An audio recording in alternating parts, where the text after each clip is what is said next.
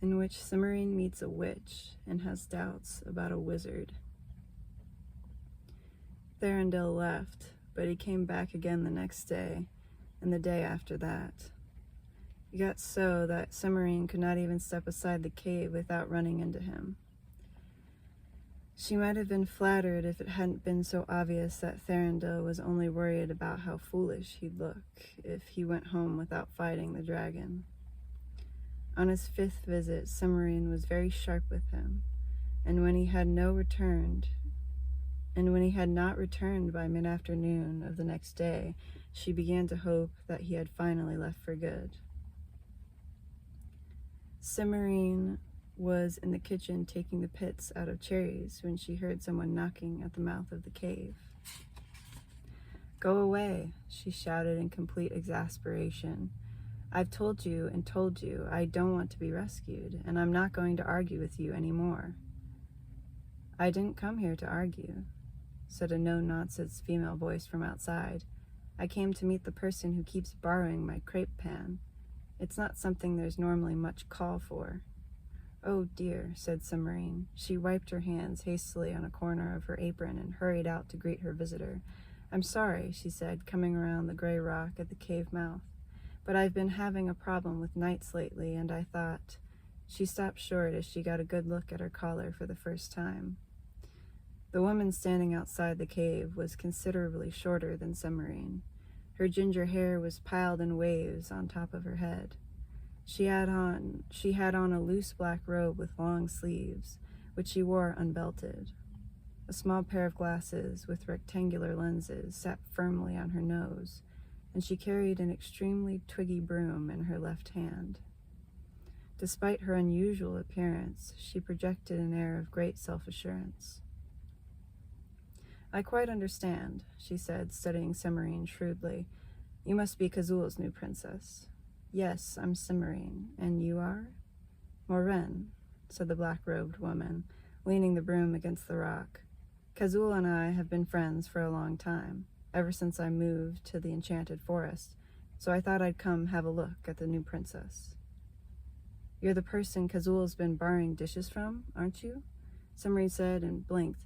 "But then you must be a witch," Moiraine finished. "I don't see why you find it surprising. It's not exactly an unusual profession in these parts." "It's just that I haven't met one before," Cimmerian said, not mentioning the fact that in Linderwall, witches were considered dangerous and probably evil and were therefore avoided, if at all possible. But then, people in Linderwall didn't like dragons much, either. "Won't you come in and have some tea?" "I certainly will," said the witch, and she did. She prowled around like a nervous cat while Cimmerian put the kettle on the stove and got out the tea things. "Well," Moiraine said approvingly as Cimmerian filled the pot, "you're the first princess I've ever met who has the sense to keep up with the kitchen." Cimmerian decided that she liked Moiraine's down-to-earth manner. She soon found herself telling Moiraine everything, from the fencing and philosophy and Latin lessons to the seemingly endless stream of knights. The story lasted through 2 cups of tea and finished with Thranduil's stubborn insistence on rescuing her. "That is absurd," Moiraine said decidedly when Cimmerian finished. If this continues, no. I love all the characters in this book.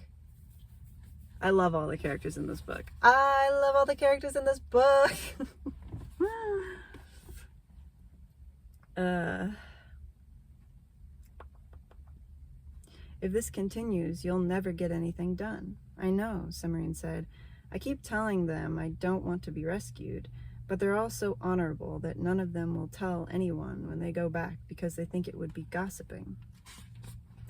More likely they don't want to look foolish. Maybe, but even if they did tell people, I'm not sure anyone would believe it. I have a hard enough time convincing the knights when they show up in person." "It's just as well that your visitors have been honorable," Moiraine said, looking thoughtful. "Linderwall's a prosperous kingdom. Sooner or later, the chance of getting hold of half of it is going to tempt someone to try rescuing you whether you want to be rescued or not." "That hadn't occurred to me," Cimmerian said with a worried frown. "What can I do about that?" "I'm not sure." Morin replied. The situation's not at all usual, you know. I've never heard of a princess volunteering for a dragon before. Which rather surprises me, now that I think of it. A dragon's princess is practically guaranteed a good marriage, so you'd think princesses from the smaller kingdoms would be clamoring for the job. They're probably worried about being eaten, Summerine said. Do you think it would help if I sent my parents a letter? Probably not, Morin said after a moment's consideration. But I can't hurt to try. I'll check my spellbooks when I get home. It may give me an idea. I suggest that you hunt through Kazul's library. She's been collecting scrolls for centuries. You ought to be able to find something useful. Meanwhile, we'll put up a sign. A sign? Summerine stared at Morin for a moment, then began to smile. Road washed out, she said. Use alternate route. Is that the kind of sign you were thinking of? Yeah, girl. They're so smart. They're smart. Exactly, Morin said with approval. It won't stop anyone who's really determined, but it will certainly slow them down.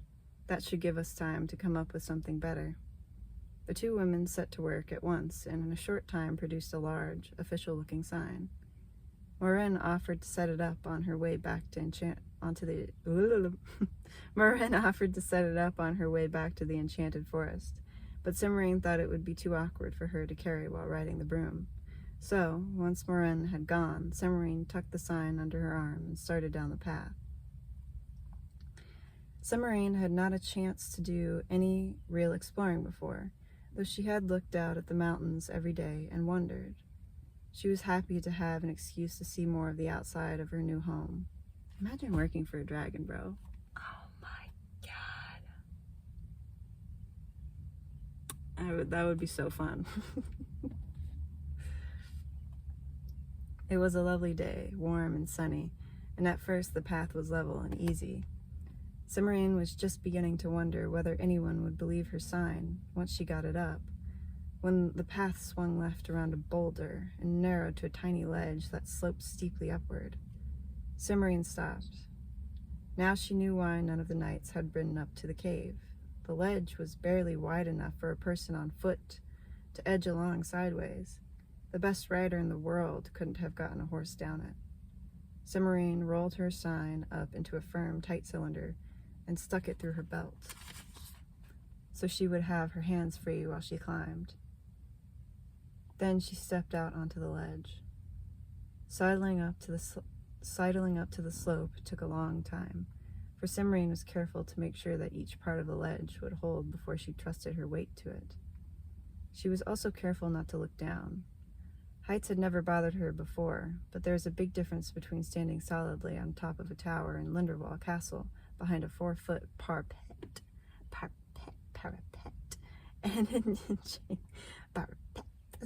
and inching along a ledge barely 6 inches wide with nothing between her and a long fall. She had almost reached the top of the slope, where the path widened again, when a portion of the ledge disappeared just ahead of her. Summerine pulled her foot back and tried to figure out what had happened. She hadn't seen or heard the rock crumble and fall away. There was simply a 2-foot gap in the ledge that hadn't been there before. She studied it for a moment, trying to think of a way of getting past. Nothing occurred to her. She felt a twinge of annoyance at the thought of all her wasted efforts, but cheered up at once when she realized that this would solve the problem of the visiting knights. If she couldn't get around or over the gap, an armored knight wouldn't be able to get by either. Summerine smiled and turned her head to creep back to safety. There was another 2-foot gap in the ledge on her other side. Summerine frowned. Something very odd was going on, and she didn't like it. You look as if you are in need of assistance, said a deep voice from above her. May I be of help? Summerine turned her head and saw a man standing 4 feet away on the path at the top of the ledge. He was tall and sharp-featured, and his eyes were a hard, bright black. Though he had a gray beard that reached nearly to his waist, his face did not look old. He wore loose robes made of blue and gray silk, and in one hand he held a staff as tall as himself, made of dark, polished wood. Possibly, Summerine answered. She was certain that the man was a wizard, though she had never met one before, and she did not want to agree to anything until she was sure of what she was agreeing to. The court philosopher had always claimed that wizards were very tricky. May I know to whom I am speaking? I am the wizard Zeminar, the man said, and you must be Kazul's new princess. I hope you're not trying to run away. It's not done, Semarine said, feeling particularly annoyed because for once she was not doing anything improper. Yes, I'm Semarine. I was going to say that it isn't wise to run away from your dragon, the wizard corrected mildly. I believe it's done all the time. I'm sorry, Semarine said, but she didn't try to explain. And I'm not running away. How did you know who I was? It seemed unlikely that I would find any other charming young lady walking so casually through the paths of Silver Ice. Zeminar answered. He smiled. As you see, it is easy to find oneself in difficulties if one is not properly prepared. This fucking guy. Semarine decided that she didn't like him. He reminded her of one of her father's courtiers, a humorless, sneaky little man who had paid her compliments only when he was after something, and who couldn't resist giving advice even when nobody wanted it. The ledge was all here when I started, she said. An idea crossed her mind, and she looked hard at Zeminar. I don't suppose you know what happened to the 2 missing bits. A flash of startled annoyance crossed the wizard's face, when his expression smoothed back into a pleasant politeness. He shrugged. The pass of Silver Ice is a strange place. Odd things frequently occur. Not like this, Semarine muttered. She was sure now that the wizard had made the ledge vanish so that she could pretend.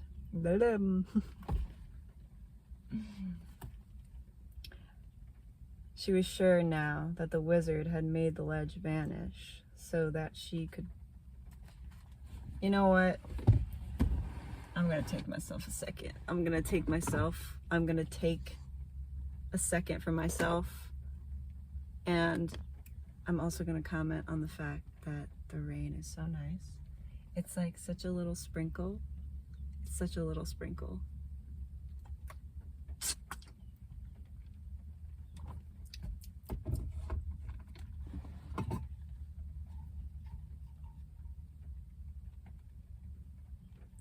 Spilling tea time. It's spilling tea time.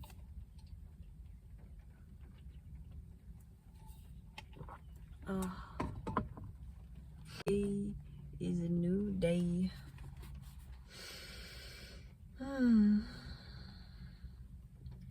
She was sure now that the wizard had made the ledge vanish so that he could pretend to rescue her.